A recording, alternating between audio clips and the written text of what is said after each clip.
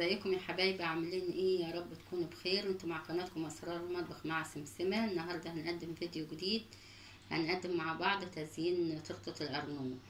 انا جايباها، عملت الكيكه وجلستها بالكريمه، وبسيب لكم الطريقه في صندوق الوصف، بس انا عشان اختصرت الوقت في الفيديو. احنا هنجيب التزيين على طول. دلوقتي انا عامله كيكتين نفس المقاس الصينيه، انا عاملاها مقاس 22. يعني ده دلوقتي هنعمل الكيكه الوش، ودي هنعمل منها الودان والبيبيون. دلوقتي احنا هنجيب اي حاجه مدوره علشان هنحدد بها الودان، زي كده اي حاجه يعني عندي، بس هنحدد بيها.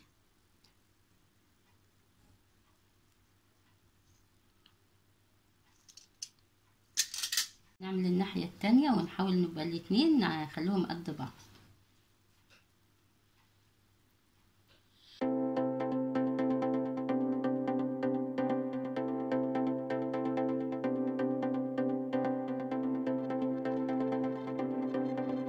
دلوقتي ده عملنا الودان، ودي البيبيون اللي هي دي. دلوقتي دي الراس، وهنركب الودان اللي احنا قصناه. احنا دلوقتي هنركب قبل ما نحط لها الكريمه خالص.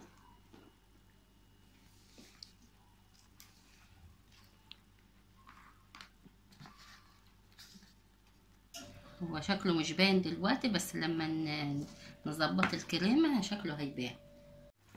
دلوقتي هنغلفه كله كده. على فكره اي حاجه تغلفيه، يعني معلقه، اي حاجه، احنا مش عايزين الشكل يبقى متساوي قوي، عادي.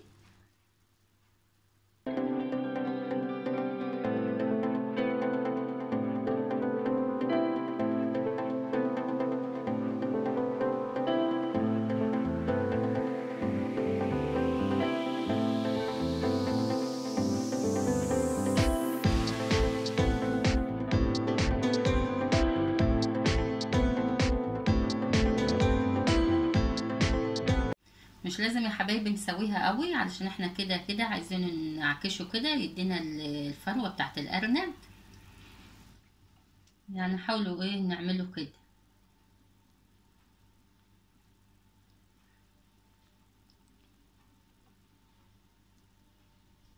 احنا دلوقتي هنرش على جوز الهند بس، حاولوا، واحنا هنرش على الودان وعلى على الدايره هنا دي، لكن البيبيونه دي ما نجيش عندها خالص.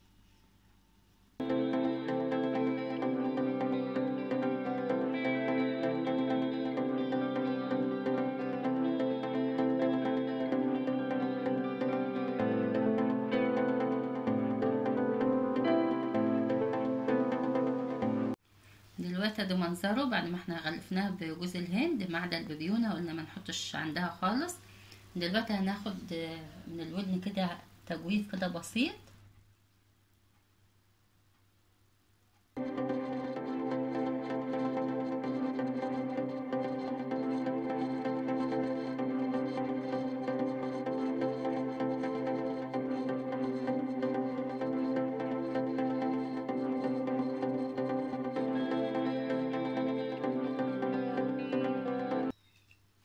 انا عامله صوص فراوله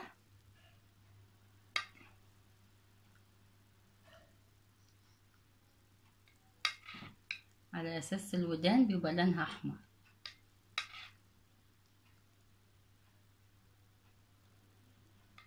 ابقى انزل لكم فيديو اعمل لكم فيها الصوص ده.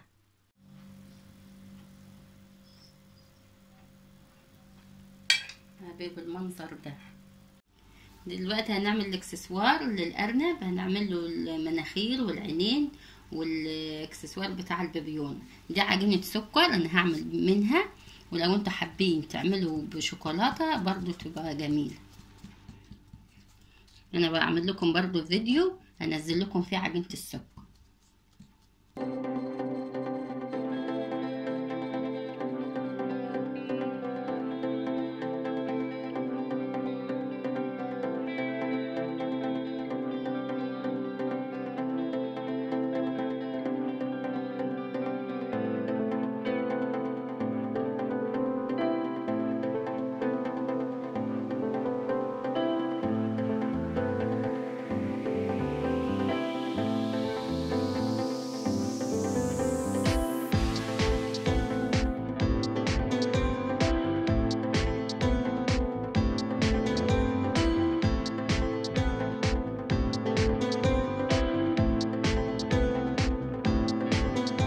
دلوقتي احنا عملنا الاكسسوار اللي هنزين به البيبيونة، ودلوقتي هناخد حتة ونعملها المناخير. هنحط نقطة حمراء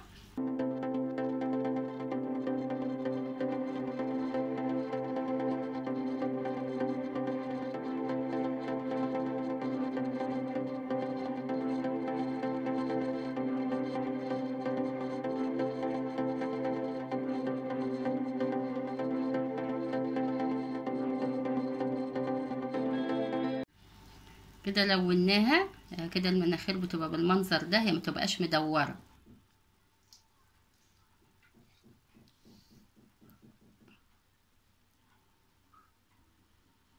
هحطها كده في النص. دلوقتي جبت حتة بيضة تاني وهحط لها بلون اسود عشان هنعمل العينين وهنعمل الشنبة.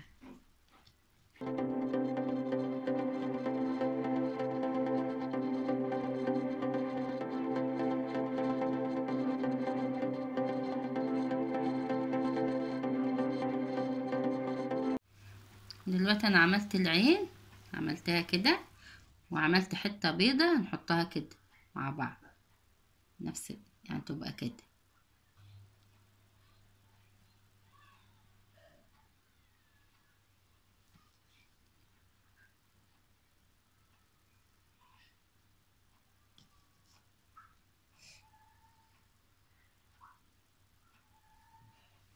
دلوقتي يا حبايبي احنا خلصنا المناخير والشنبة والعينين. دلوقتي هننزل على البيبيونة، هنظبطها برضو زي كده. دلوقتي هننزل بالصوص اللي احنا عاملينه.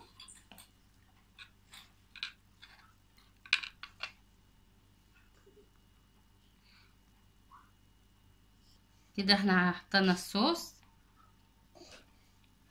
احنا رسمين حرف كده، حاطينه حرف الجي.